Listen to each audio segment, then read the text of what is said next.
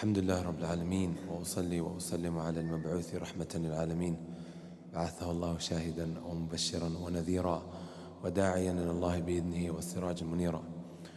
My beloved brothers and sisters, today I want to speak about two incidents from the Quran. We're in the month of Ramadan, the month of Quran, right?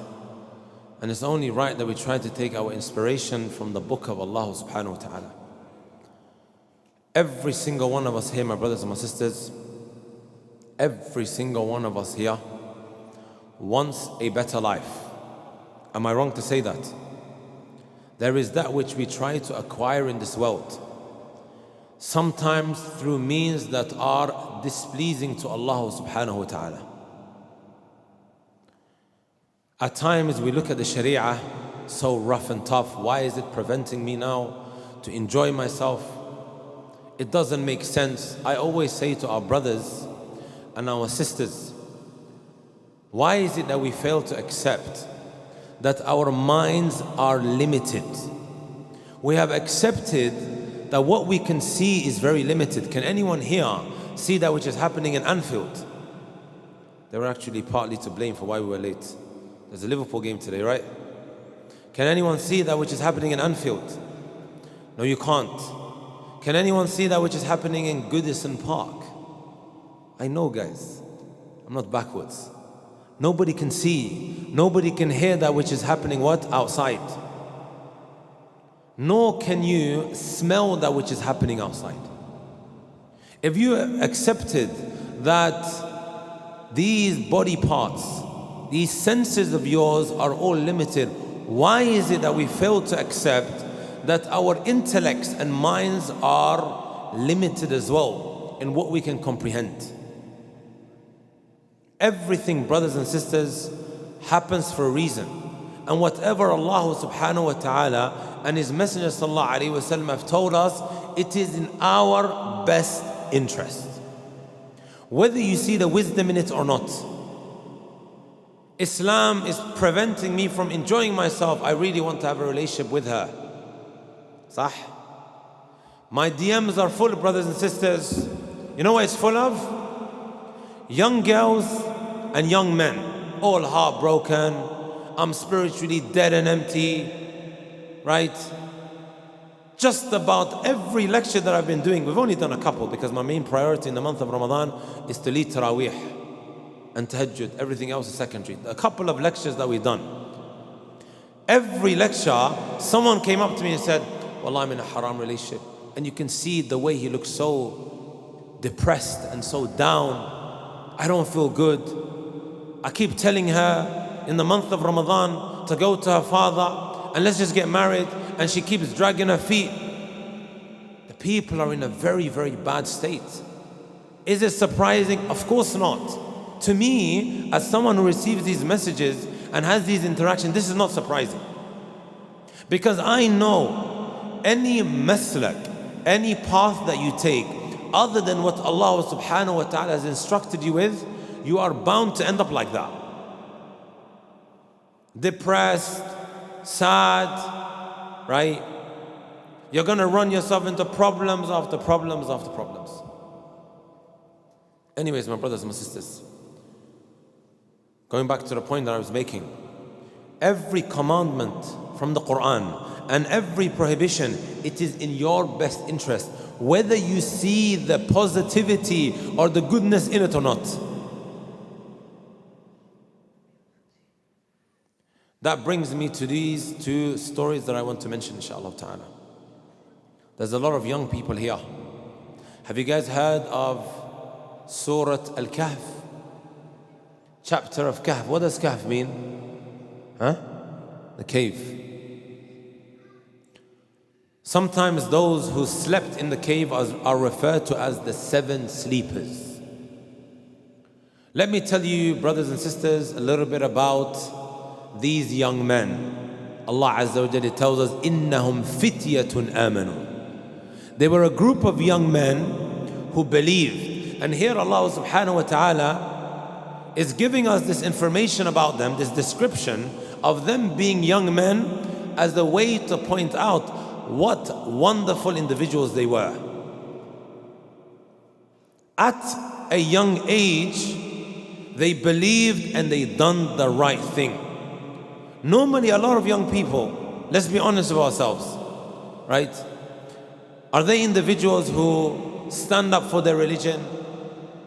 They call to Allah as if they're doing da'wah, they're memorizing the Quran. You will find pockets of young men doing so. But when we look at it, right, from the perspective of a ratio of how many of them are actually doing so, you will see those that are not practicing, especially in today's day and age, in this very sexualized, filthy society, right? It's far less. Am I correct to say so, my brothers and my sisters? Brothers are nodding their heads. This is the reality of the matter. So Allah subhanahu wa ta'ala doesn't just mention things out of abath, right? For no reason. No, innahum fityatun. He could have mentioned rijal, men, as he mentioned in Surah what? An-Nur. When Allah subhanahu wa ta'ala referred to those who go out to pray. في بيوت أذن الله أن ترفع ويذكر فيها اسمه يسبح له فيها بالغدو والآصال. Allah then said rijal, men. And there's a difference between men and male. Let's not go into that discussion, huh? Alpha male and no, I'm not talking about that. Men and boys, men and male. In the Quran, these terms are mentioned. Here Allah Azza wa Jalla is telling us that from the trace of men is that they go and pray in the masjid. To be praying in your house is actually a feminine trait, because that's what women do. Unless of course you have a udhr shar'i, you're far away from the masjid, you can't get there, and so on and so forth. Hayyallah Ustadth Badr, Allah yahfadak. Are you brothers and sisters with me? So rijal was mentioned. But in Surah Al-Kahf, Allah Azza wa Jal mentions fityatun, a group of young men who believed in Allah subhanahu wa ta'ala. They came with faith, they came with iman, they came with tawheed, as we will touch on in a moment, inshaAllah ta'ala. إِنَّهُمْ فِتْيَةٌ آمَنُوا بِرَبِّهِمْ وَزِدْنَاهُمْ هُدًى. They believed in their Lord, and Allah Azza wa Jal increased them in guidance. Every single one of us here, my brothers and my sisters, wants to better their lives. Deep in your hearts, you know if you're doing the wrong thing at this moment in time, that you can't continue like this forever. And the month of Ramadan, where the scene has been set, the doors of Jannah have been swung open and the doors of hellfire have been slammed shut. We're all crying out for guidance. Look at this verse. آمنوا بربهم وزدناهم هدى. And Allah Azza wa Jalla increased them in guidance. You need to show Allah Jalla fi ula that you really badly want it. My DMs are also full, you know with what, brothers and sisters? People who are saying, I feel like I've wasted my Ramadan. I feel like I haven't met my objectives and my goals. This is what some are saying. Some sisters are saying, I'm on my menses, I can't benefit from the last 10. No, my brothers and my sisters. Even, let's just say for argument's sake, you wasted all of these nights. You can still walk away with the jackpot of reward. Right? It's not how the race started. It's how the race finishes. You show Allah Azza wa Jal how badly you want it, وَزِدْنَاهُمْ هُدًى. Allah will increase you in guidance. Ibn al-Jawzi says, إِنَّ الْخَيْلَ إِذَا شَارَفَتْ نِهَايَةَ الْمِضْمَارِ بَذَلَتْ قُصَارَ جُهْدِهَا لِتَفُوزِ بِالسِّبَاقِ. When the horse reaches the end of the race, what does it do? It exerts all of its efforts to win that race. Look what he then says, فَلَا تَكُنِ الْخَيْلُ أَفْطَنَ مِنْكَ. Don't let the horse be more smarter and more intelligent than you. فإنك إذا لم تحسن الاستقبال لعلك تحسن الوداع. If you didn't do well welcoming the month of Ramadan, perhaps you'll do better bidding it farewell. Are you brothers and sisters with me? وَزِدْنَاهُمْ هُدًى. Allah Azza wa Jal will increase you in guidance. And to quickly mention, maybe it's something you guys can relate to. You know, a couple of years ago, on the khutbah, or in the khutbah on the pulpit, I mentioned a viral video of those who were running on the racing track. Some of you guys may have seen it, was on BBC Sports. You guys, Anfield fans, right? You may know, you may not know, Allahu A'lam. But in Liverpool, I heard they're crazy when it comes to football. So on the racing track, my brothers, it was on BBC Sport. They're running. There's one that is winning and the other one is just a little bit behind him. As they reached the finishing line, the one who was in second place, what did he do? He dived. He dived on the racing track. Who dives on a racing track? Are we in a swimming pool? He decided to dive. And guess what? The one who was behind, he ended up winning because he dived.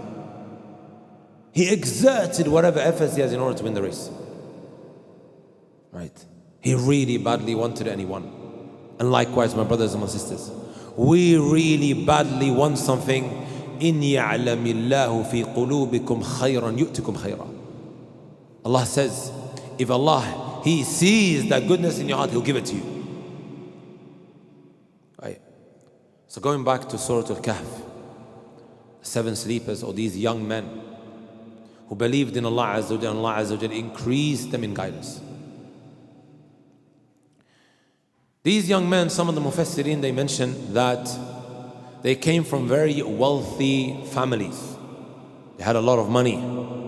The upper class of society they were. Annually, they would have a festival where they would come together and start invoking their idols. Right? They would begin to invoke their idols. They would commit a shirk, associating partners of Allah Azza wa Jalla. The worst sin that you can fall into, my brothers and my sisters, is what? A shirk. Ahsantum. There's nothing more greater than it. If you die upon shirk, there's no way you're coming out of the hellfire. But anything other than that is less than shirk, if one died upon it and he had tawheed, he had monotheism, there is a chance that Allah may forgive him. Allah may choose to punish him, and He may choose to just completely forgive him. And if Allah decided to throw him into the hellfire, sooner or later he'll be taken out. This is the virtue of having faith, iman, your tawheed, your monotheism. Are you brothers and sisters with me? So annually they would get together and they would celebrate alongside these idols, calling on to them, and so on and so forth. ماذا حصل بعد ذلك? These young men, if we just go off with the number 7, right? If we just go off of that, one by one, they left this temple that they were in, or this festival that they attended, and they walked outside. One leaves, the other leaves, the third, and so on and so forth. As they are standing outside, they began to get very paranoid. Why is he outside? Why is the other one outside? Is he an undercover individual who is here now to collect information on me? Perhaps was running through their mind. He's looking at him. One of them was brave enough now to approach the other, and they began to speak and found out that they are all on the same page.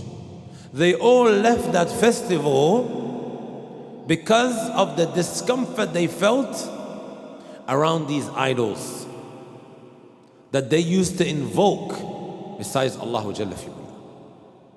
Are you brothers and sisters with me? So then it began to spread amongst the people, amongst the community, that these young men have now gone against the religion of their forefathers. It eventually reached the king in their time, who the Mufassirun, the scholars of Tafsir, mention was a tyrannical, barbaric, bloodthirsty individual. So he called them into his office. Some even mention that his name was Decius. Allahu A'lam. what his name actually was. Right? What we've not been told in the Quran, we don't really need to dig deep to find out these intricacies. Long story cut short, my brothers and my sisters, they were called by this tyrannical, barbaric, bloodthirsty ruler in their time, and he began to question them. And they stood up to whatever he was saying. And Allah tells us, إِذْ قَامُوا فَقَالُوا رَبُّنَا رَبُّ السَّمَاوَاتِ وَالْأَرْضِ. They stood up to him saying, Allah subhanahu wa ta'ala, our Lord, the Lord of the heavens and the earth, لَن نَدْعُوَ مِن دُونِهِ إِلَهًا. We will not invoke, call on to other than Allah Azza wa Jal. When we make dua, it will be directly to Allah. Isn't this what the Messenger of Allah taught Ibn Abbas? فَإِذَا سَأَلْتَ فَاسْأَلِ اللَّهِ. When you ask Allah Azza wa Jal.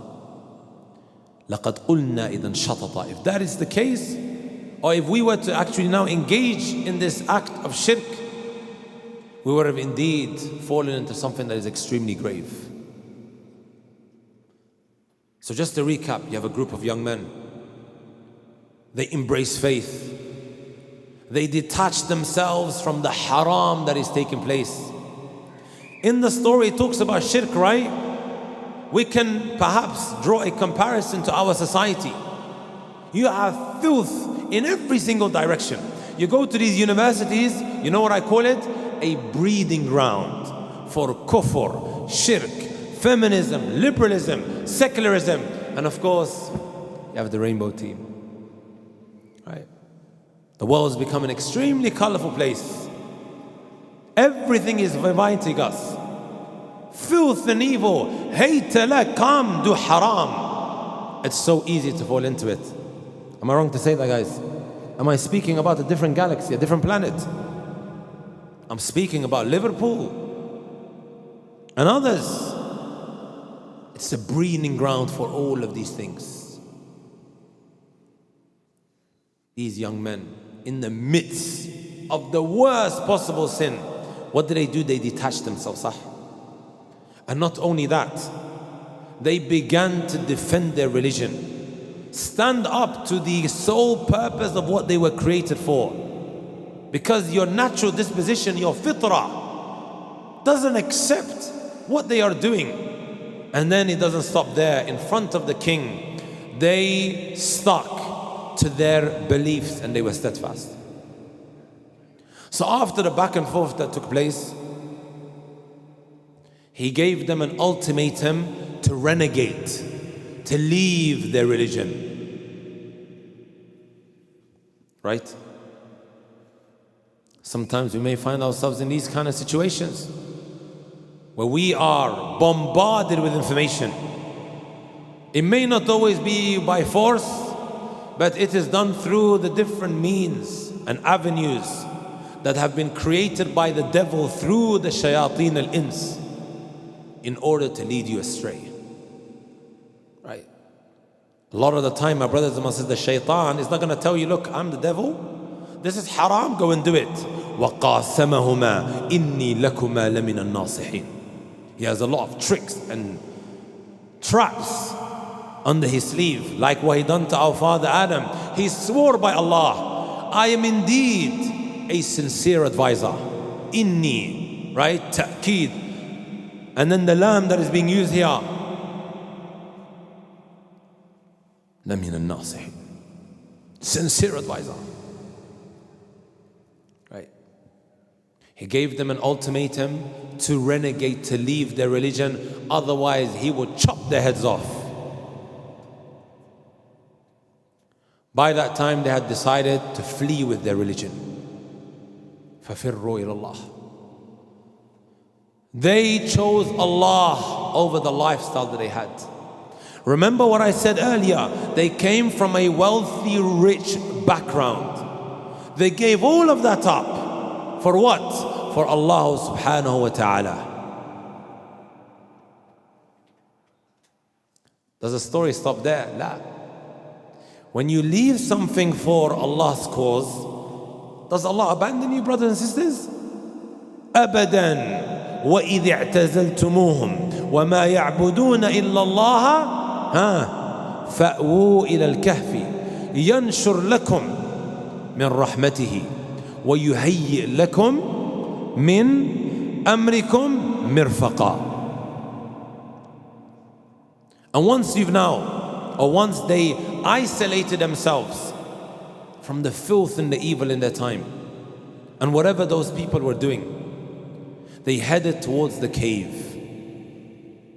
What did Allah Azza wa Jalla do? He showered them with His mercy. And Allah subhanahu wa ta'ala took control of their affairs. Allah Azza wa Jalla took it into His own hands. Right? They slept and they didn't wake up except hundreds of years later. They wake up, we're hungry, someone go and grab us some food, and be careful that you're not caught, not realizing that hundreds of years have gone past. Right?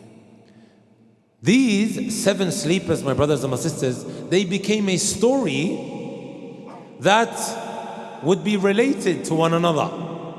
You know how you have bedtime stories? Those in the past, they will talk about there was these young men and this is what they done, and nobody knew what the ending was.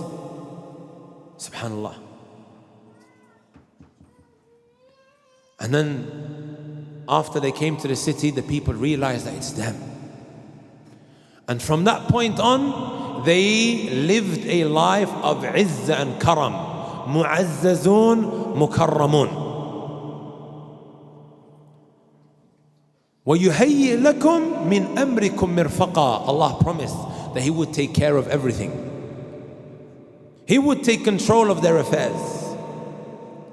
All of this is after what? They done the right thing. Right? That's what we know about these young men who ran away with their religion. And let me just point out something, right? A disclaimer. Just in case someone misunderstands what I'm saying. Am I telling you to run away from your families? I don't want your dads and your mums to come after me tonight while I'm leading Taraweeh. I'm never instructed that, and I never encouraged that. We're talking about doing the right thing. Allah Azza wa Jalla took care of everything. So my brothers and my sisters, I don't know which haram you're involved in. It could be a haram job. It could be a haram relationship. And you're in between two minds. I don't know. I'm going to lose out on a lot. وَيُهَيِّئْ لَكُم مِّنْ أَمْرِكُمْ مِرْفَقًا. Right. Allah will take care of everything. I also, my brothers and my sisters, want to mention quickly the story of Ibrahim alayhi salatu wasalam, and then draw comparisons between the two.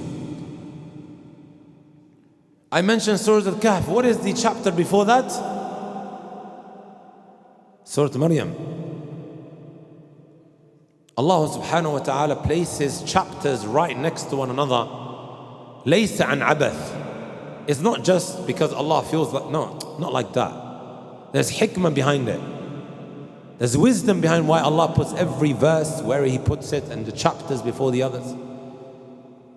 There's even a science that is studied, right? Tanasub al-ayati was-suwar. Even Jalaluddin al-Suyuti has got a kitab on that. I'm not going to be long, my brothers and my sisters. I know you guys want to go watch the... Is there now? What time is the game? We got time. We got time, guys. Ibrahim alayhi salatu wasalam. When Allah subhanahu wa ta'ala talks to us about his relationship with his father, was he old or was he young? Was he old or was he young? Because his father was extremely unhappy and angry with him.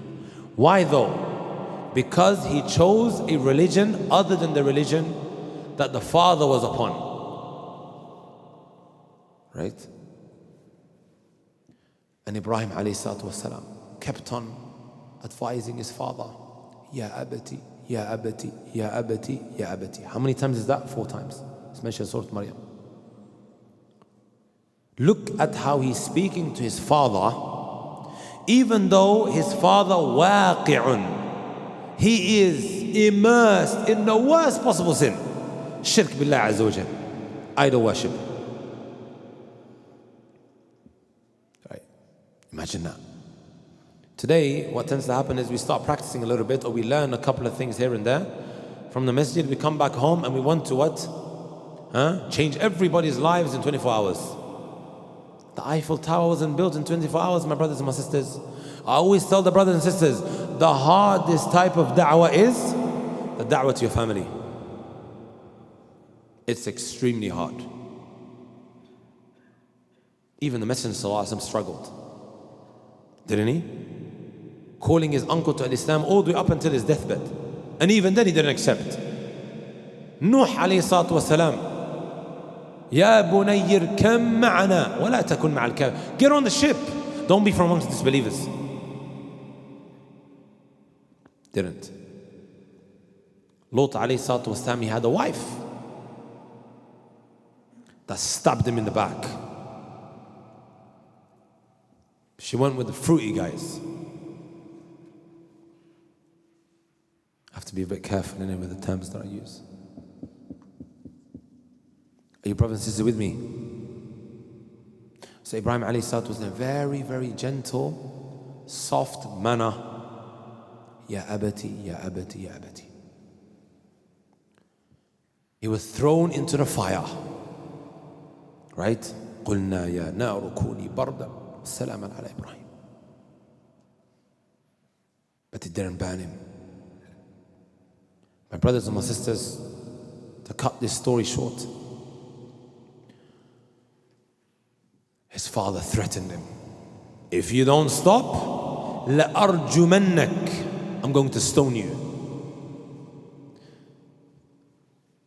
Ibrahim alayhi salatu wasalam made his mind up that it's time to leave. Allah Azza wa Jalla tells us, and this is what I really want you guys to take home. فَلَمَّا اعْتَزَلَهُمْ وَمَا يَعْبُدُونَ مِن دُونِ اللَّهِ وَهَبْنَا لَهُ إِسْحَاقَ وَيَعْقُوبَ كُلًّا جَعَلْنَا نَبِيًّا. When he now detached himself from that haram and that shirk that they were engaging in of invoking other than Allah Azza wa Jalla, did Allah abandon him? He just gave up his father, who is so dear to his heart. Who's more closer to you? Your father or your girlfriend that you're doing haram with? He gave up his father. Right? The lines were drawn, brothers and sisters, the sides were chosen. My father is going to stone me if I continue holding on to my religion. It's time to leave.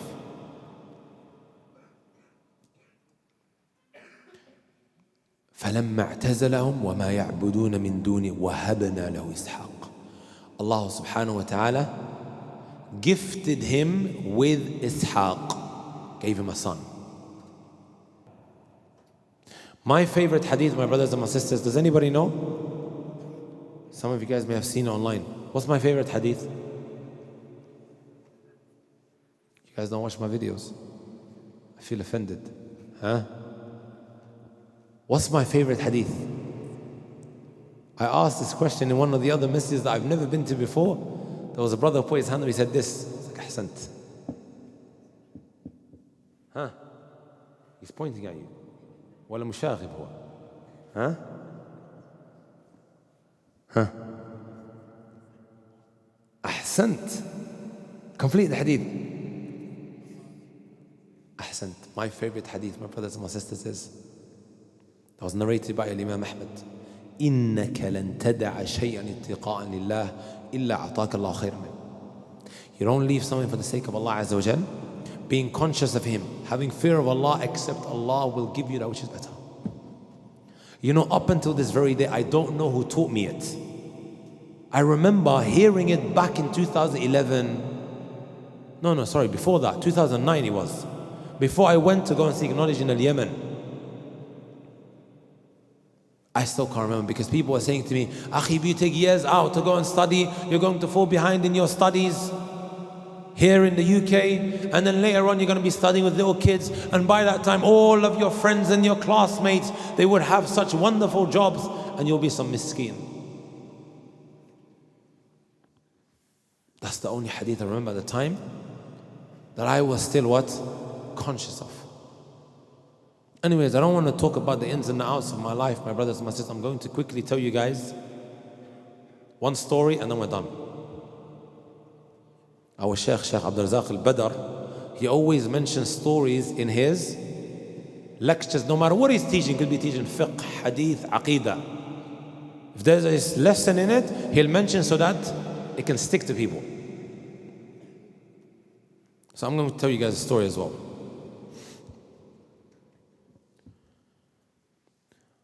I had a neighbor. His name was Sohail.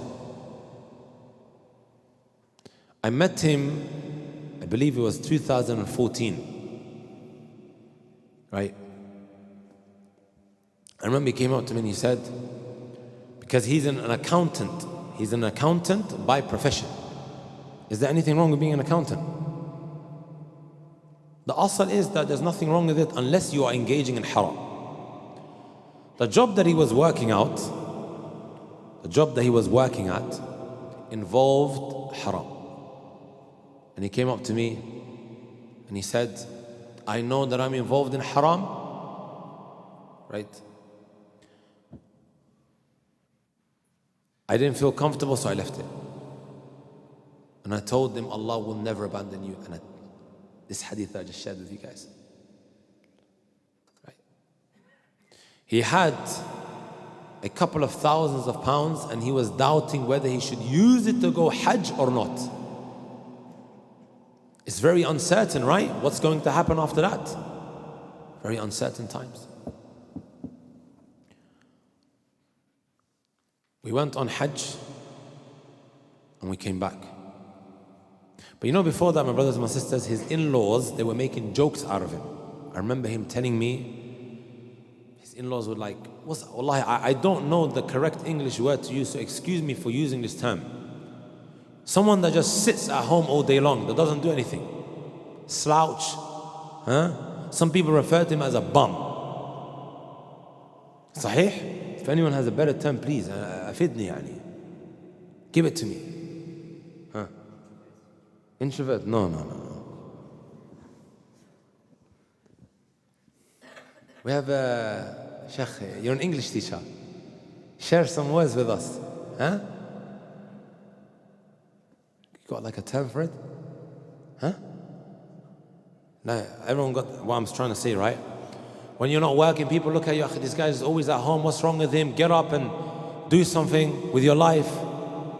Even though he had actually left it for the sake of Allah Azza wa Jal. And I remember when going to his house, he felt pretty sad. And, keep in mind the hadith, huh? We come back from Hajj after he's used whatever money that he had. The Hajj package was around 3,000 something. He had some pocket money. He was using everything that he had for Hajj. Yarji' comes now. As soon as he arrives, he receives an email. You know what this email was? Pack your bags and go to Mecca to teach English. You know, my brothers and my sisters, most people that I know are either teaching English in Riyadh, some were fortunate to be in Al-Madinah, or they are in Jeddah. I've never come across in the 14 years that I've been going around the Middle East to study and whatever have you, someone teaching English in Mecca. Never. Other than this brother. And you know what I put it down to? Him leaving it for the sake of Allah Azza wa Jal. And at the time when he was working, wallah, he had the most chilling job ever. He was employed by one of the richest guys in Mecca to teach the children of the family. These children would only turn up sometimes once every 2 weeks. They didn't want to come to class. So he would just go, haram back, haram back, haram back, picking up his wage, both him and his wife. They both had wages, and over there was no tax. Here we work for the government, right? A big percentage goes to Mr. Sunak. Sah? Wallahi al-Azim, my brothers and my sisters, I kid you not, he comes back a couple of years later and he buys the biggest house on the strip. Like all the houses on the street that we lived on, they all look the same. But his one stands out. It was on the housing association, came back and paid it out with the money that he was saving up. La riba, no loan, no interest, no haram, nothing. And I put this down to my brothers and my sisters, him leaving something for the sake of Allah Azza wa Jalla. And I have no doubt, my brothers and my sisters, that if you were to do the same, please do share your success story with me when you email it to me, inshallah ta'ala. Countless of people, I can sit here till tomorrow, talk about stories after stories after stories after stories. Shall I tell you guys one more? Are you guys tired? Huh? One more. No, one. One. Don't push it. I can see some of our brothers there having their... One more story. This is another brother from Leicester. Have you guys heard of Coffin Warehouse? Coffin Warehouse? Do you guys have this in Liverpool? Sahih? It's the phone shop that sells phones. ها هدئ نفسك ها يا رجل.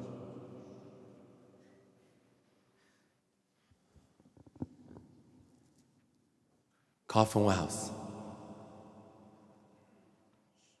لا أحد يلتفت وإلا بأحرجك أمام الناس كلهم. مستعد؟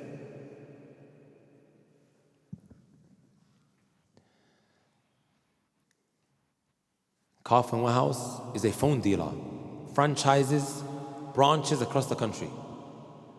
صح? There was a brother, his name was Najib, he was working in the call center of Coffin Warehouse for many years.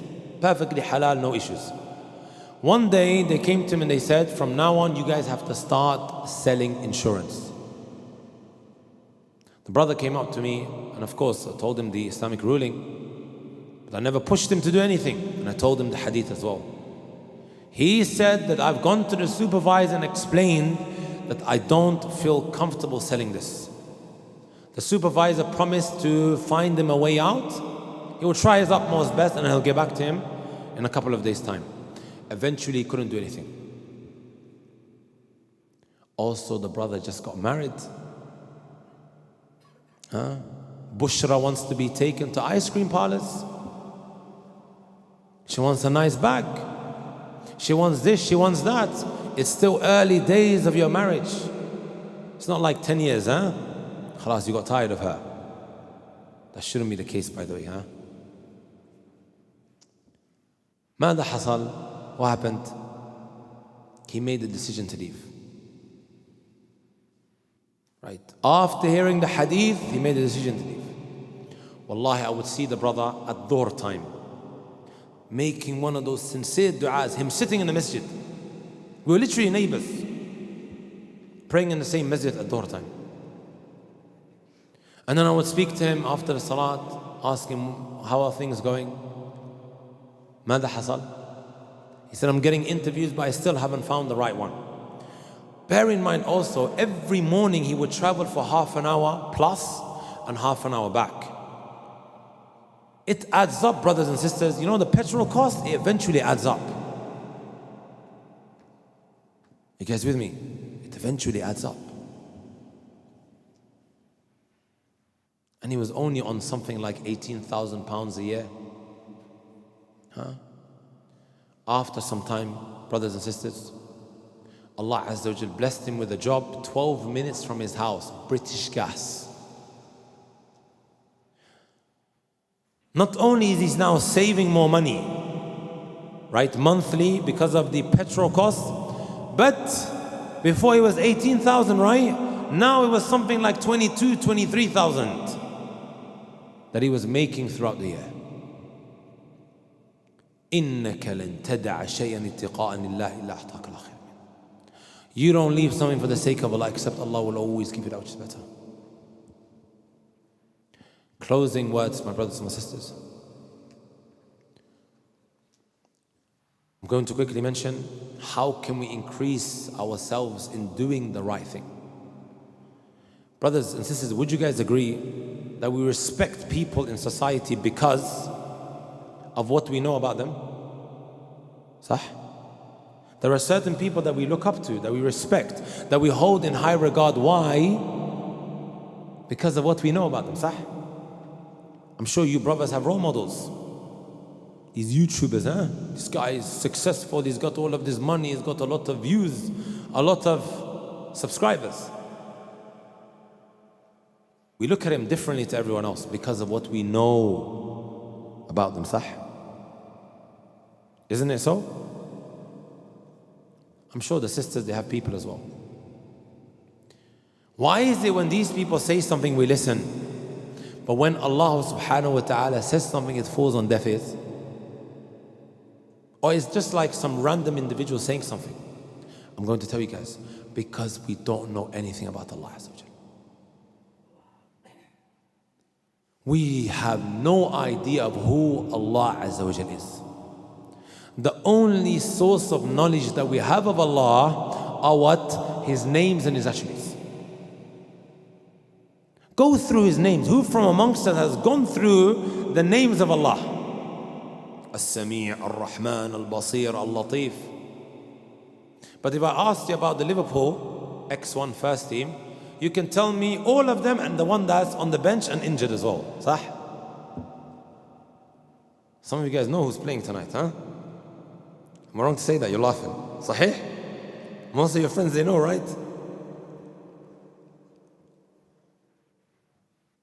And if we see them on the road, Steven Gerrard, he's in Saudi now, right? Some of these Liverpool players, we go crazy because of achievements and whatever they've accomplished. But when it comes to Allah, brothers and sisters, it falls on deaf ears. لا نعرف عنه شيئا. So how do we expect to activate our hearts or for us to be moved when we hear something about Allah Azza wa Jal? It's not going to happen. من أحب لقاء الله أحب الله لقاءه. Whoever loves to meet Allah, Allah loves to meet him. And whoever doesn't love to meet, Allah doesn't want to meet him. How can we increase, right, that desire of wanting to meet Allah Azza wa Jal and to get activated upon hearing His commandments? Learn about who Allah Azza wa Jal is.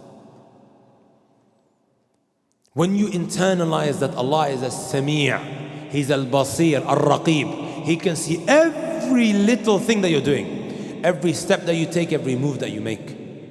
You know, once upon a time, if we wanted to access haram, we had those big computers, right? You know the Dell big computers with the big backs, the keyboard. And if you wanted to engage with the opposite gender, you have the webcam that you have to use. Some of you guys are probably too young to know. You don't know, right? MSN and MySpace. Sah? No, it's fine, don't worry. And you're watching the door so that you don't get caught. You hear, a little shh. You want to flip the keyboard. Today, under the blanket, with these devices, accessing haram has become so easy. Fingertip away. Right? It's times like that when it comes in extremely handy. Perhaps now it's falling into place. The importance of learning your aqeedah and how it's in connection with the sins that you fall into. And these names of Allah, my brother, is the only source of knowledge that we have about who Allah Azza wa Jalla is. Sah.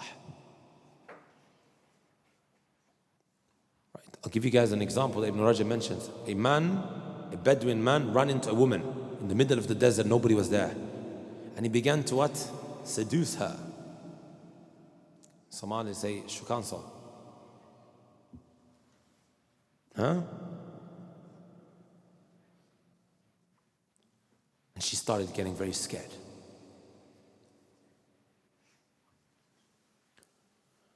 His response was, Mimma takhafin. What are you scared of?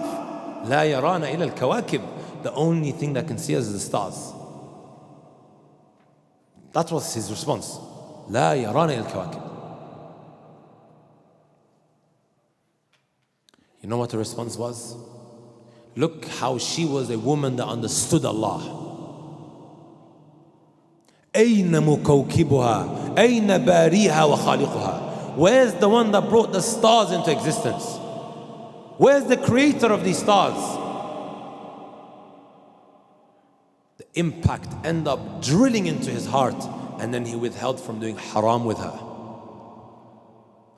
That is the impact the names of Allah internalizing will have on you. And then it's going to prevent you from these sins that you fall into. Also Allah says, يَعْلَمُ خَائِنَةَ الْأَعْيُنِ وَمَا تُخْفِي الصُّدُورِ. Allah knows the deceptive eye and what you conceal in your hearts. When you're about to strike that deal, you're about to close that transaction, and you've written things in small that the buyer cannot see, deceiving him just so you can make a little bit more money. You think Allah Azza wa Jalla doesn't see that? And that Allah Azza wa Jalla will deal with you accordingly. All of this, my brothers and my sisters, right? It comes from you learning about what Allah Azza wa Jalla is. You know, sometimes I think about these drug dealers and these guys who run around beating people up. Do you not know أن Allah عز وجل سينتقم منك يعني? That Allah subhanahu wa ta'ala will hunt you down. Allah Azza may choose, if He wishes, to deal with you in this world before the hereafter. That's from His sifat, and yantaqim, not from His asma. We don't say He's muntaqim ala al-itlaq. La, it's something that Allah Azza wa Jal can do to you. If you do it, right, He will avenge. You've broken someone's legs. That can't happen to you tomorrow. I've seen brothers, they would say, these are drug dealers, right? Guys on the road. Just go and stab him in the knee. Just teach him a lesson. Right? Yeah, the guy who you're stabbing is going to say to you, come take my knees and stab it, right? That's what he's going to say to you. And then things spiral out of control. Ala kulli hal, eventually he finds himself, that guy who's giving out these commands, in a wheelchair. Crippled. You're causing all of these problems and this oppression, and you think you're going to get away with it. This is a person, ما عرف الله إن الله لا يملي للظالم حتى إذا أخذ لم يفلته. Messenger told us, Allah Azza wa Jal, again we're learning about who Allah is and what He does. The one who's oppressing others, He will give him respite. Keep doing it, keep doing it, keep it. And then when Allah decides to grab you, He will take you. ثم تلا قوله تعالى, and then he read, وَكَذَلِكَ أَخْذُ رَبِّكَ إِذَا أَخَذَ الْقُرَى وَهِيَ ظَالِمَةٌ إِنَّ أَخْذَهُ أَلِيمٌ شَدِيدٌ. Indeed, Him taking you is extremely painful. Doesn't that like really affect us now the more we learn about Allah Azza wa Jal? I ask Allah subhanahu wa ta'ala to benefit us from what we heard, to make us from those that when they hear the reminder, they act upon it.